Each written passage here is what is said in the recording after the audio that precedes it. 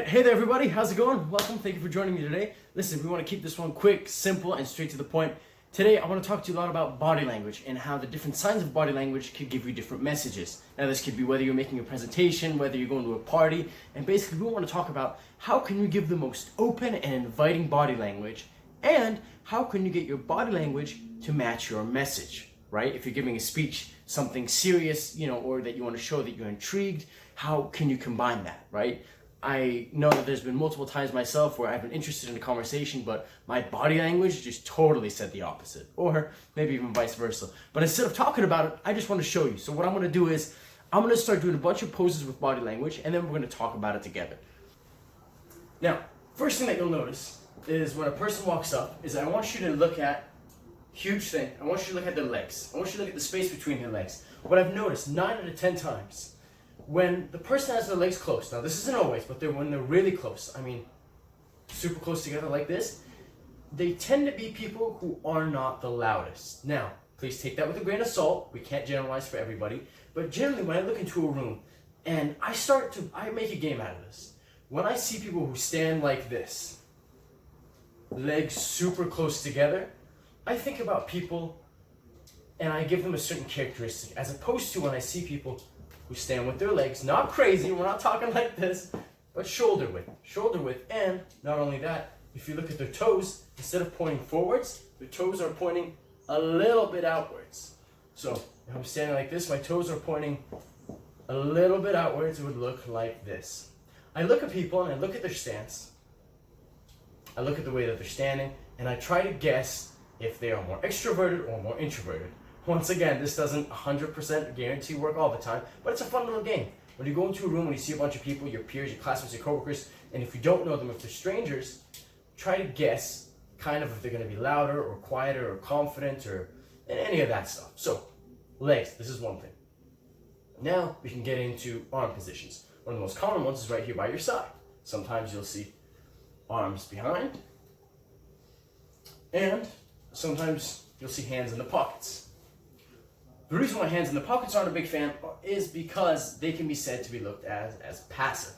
Oftentimes we give this subconscious signal that when our hands are in the pockets, we're just, you never see someone taking charge with hands in their pockets. You know what I mean? Like it's never, does anybody, object? I object to the meeting, da-da-da-da-da. Unless it's even like a cool, like a smooth one, like walking up, all slick, Harvey style going, I object. Right? Even then, it's a different kind of vibe, it's a different kind of energy that you're giving off.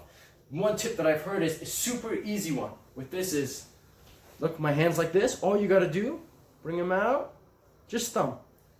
Get the thumb, put that sucker in there. Leave it in there, like that. Gives off a lot more confidence. Now you're combining the hands with the legs that are open, so you can see. Toes pointed out, right? So, now I'm gonna do a series of poses. Imagine that you're going off somewhere and now you can check this out. Next, body language. Right, there's a huge difference between someone who goes up like this. You see how I'm leaning forward? And it's not on purpose, but it's just an accidental habit. Just people are so used to leaning forward. Right? As opposed to when all you gotta do is just bring your shoulders back, bring your chest forward. Right?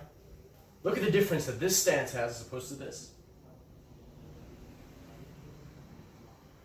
Naturally, when your shoulders are back, it's given an open vibe. It's saying, I'm here. An interesting perspective is oftentimes animals or even people, when we feel insecure, we try to hide the things that we're insecure about. And more importantly, we just close our bodies off. What we mean by that is, if I don't feel very comfortable, what I'll do is I'll start closing myself off. How? Here's how. Look at this. Look at my legs.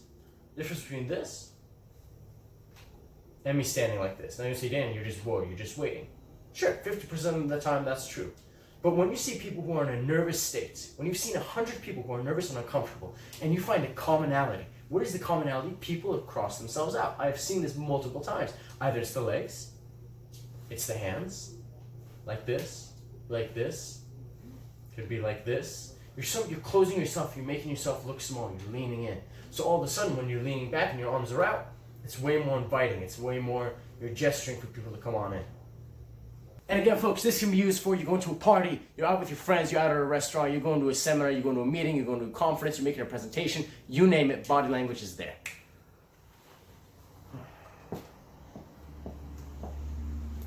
So basically, we're going to just go over the same things again, but we really want to highlight a few things. So starting again with the legs, we want to work on how wide is our stance. Now, obviously I'm over exaggerating to get the point across, but it really is in the distance between your two legs and the toes that are pointing out a little bit. Once again, I'm over exaggerating to make it look obvious in this video, but that is the idea.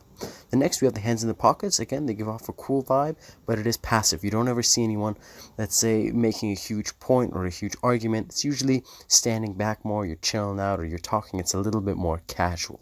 You're not kicking down any doors with your hands in your pockets per se, or if you are, you're not giving off that message.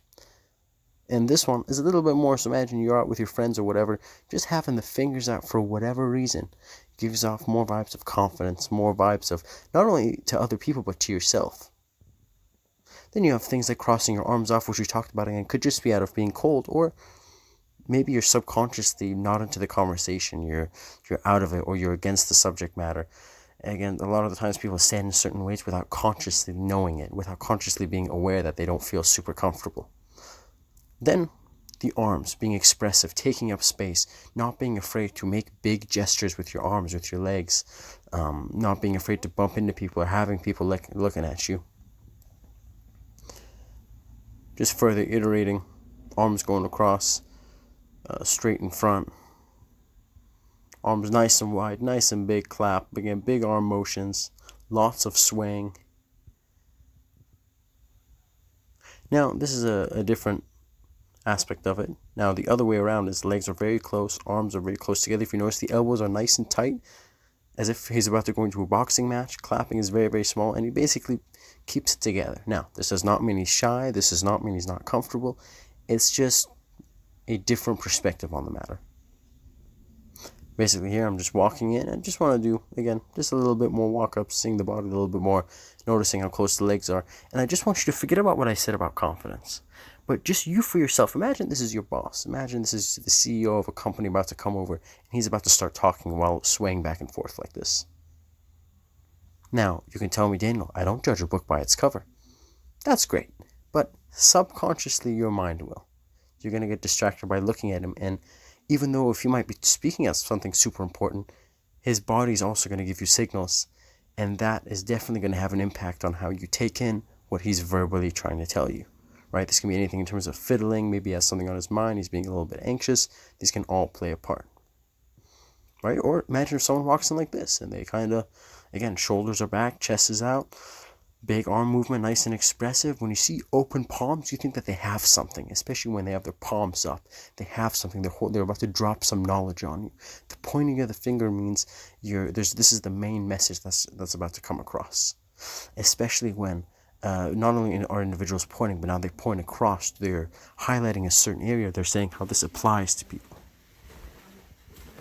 Hey everybody, so what I'm hoping that you got out of that video was body language it's right in the title, it's in the body. You can learn everything from starting down and working your way up. Everything from how wide are their legs, which way are their toes pointing, what are their arms doing, are their arms and legs, are they crossing off their body? Now, there are some exceptions. Sometimes people can cross off their body like this or like this. You can be cold, right? Oftentimes people can subconsciously cross off their arms when they don't agree with something, even though they're not consciously aware that they're doing it, or that you could be tired. So they're totally little things that are going to differ. I don't want you to think, oh, because this person has their hands in their pocket, they're not a confident person. It's going to differ.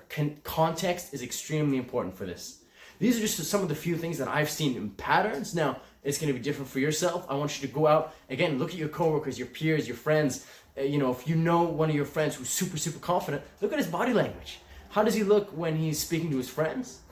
How is he standing when he's speaking to a bunch of strangers, when he's speaking to someone who's trying to impress, right? So keep your eyes out for that. What are they doing? What are they doing well? Where are their hands? What's their hand positioning like? Right? Are they open? Are they expressive with their hands? Is it close to themselves, close to their body? So my friends, basically, body language is absolutely crucial in every part of your life. If you enjoyed this video, don't forget to do all the amazing things that you do, subscribing, liking this video, sharing it with your friends. And if you're interested in more of this practical body language stuff, please let me know. I'll be happy to make some more. Have a fantastic day and take care of yourselves.